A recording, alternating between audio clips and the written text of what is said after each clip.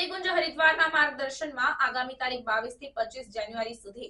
વિશ્વ શાંતિ માટે 108 કુંડી ગાયત્રી યજ્ઞ રાજપીપળા ખાતે યોજાશે, જેમાં સ્થાનિક સિવાય વડોદરા, છોટાઉદેપુર અને નર્મદાના ભાવિકો અભયદાન, અંશદાન આપી યજ્ઞ પિતા ગાયત્રી માતાની વાતને ગામડે ગામડે પહોંચાડશે અને લગભગ 40,000 લોકો આ યજ્ઞમાં ભાગ લેશે। અખિલ વિશ્વ ગાયત્રી પરિવારના આંતરરાષ્ટ્રીય કેન્દ્ર શાંતિકુંજ હરિદ્વારના માર્ગદર્શનમાં વડોદરા ઉપઝોનના ત્રણેય જિલ્લાઓના પરિવારજનોના સહયોગથી તારીખ 22 થી 25 જાન્યુઆરી દરમિયાન 108 કુંડી શક્તિ સંવર્ધન ગાયત્રી મહાયજ્ઞનું ભવ્ય આયોજન રાજપીપળા ખાતે જીન કમ્પાઉન્ડ મેદાનમાં યોજવામાં આવ્યો, જ્યાં માનવ માત્રમાં દુર્બુદ્ધિ દૂર થાય તે માટે સદબુદ્ધિના વ્યાપ માટે સાહિત્યનું વહેંચણ પણ થશે। વિવિધ પ્રદર્શન પણ યોજાશે, જે વાંચી લોકોને જીવન જીવવાની કળા શીખશે અને ધાર્મિક વાર્તાઓથી માર્ગદર્શિત થશે, જેમાં ધ્વજારોહણ, દેવપૂજન, આદરણીય ડોક્ટર ચિન્મય પંડાજીનું વિશેષ માર્ગદર્શન તેમજ ગાયત્રી યજ્ઞનું આયોજન કરાયું છે। ઉપરાંત યુગ નિર્માણમાં યુવાનોની ભૂમિકા ગીત સંગીત સાથે યોજાશે, જ્યારે ગાયત્રી યજ્ઞ, દીક્ષા અને વિવિધ સંસ્કારો, નારી સશક્તિકરણ અને મહિલા સંમેલન ઉપરાંત રાષ્ટ્ર જાગરણ, દીપ યજ્ઞ, ગાયત્રી યજ્ઞ અને વિવિધ સંસ્કારો,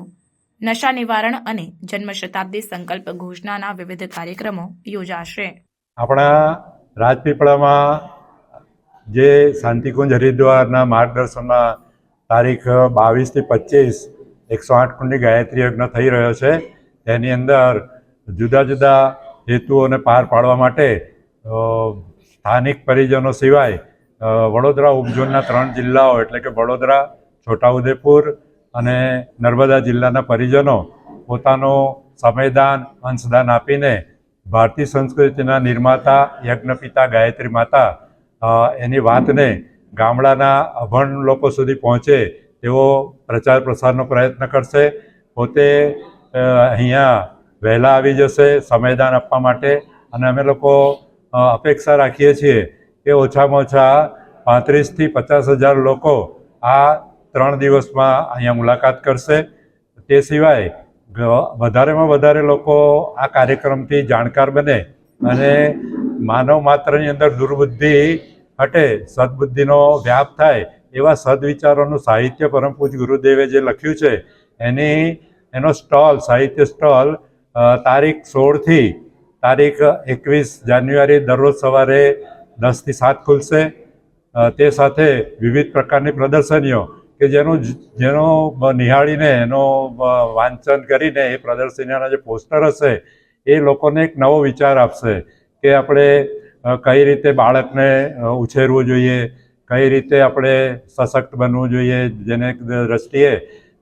સમાજને આપણે સશક્ત બનાવી શકીએ, કન્યા કિશોર કૌશલ્ય વધે, સ્વાવલંબનના દ્વારા રોજગારી વધે, યજ્ઞોપેથી દ્વારા ચિકિત્સાના આયામ વધે, આવા બધી જે વિશેષ વાતો અમારા પરિજનો કરી રહ્યા છે એને અહીંયા અમે ફેલાવો કરીશું।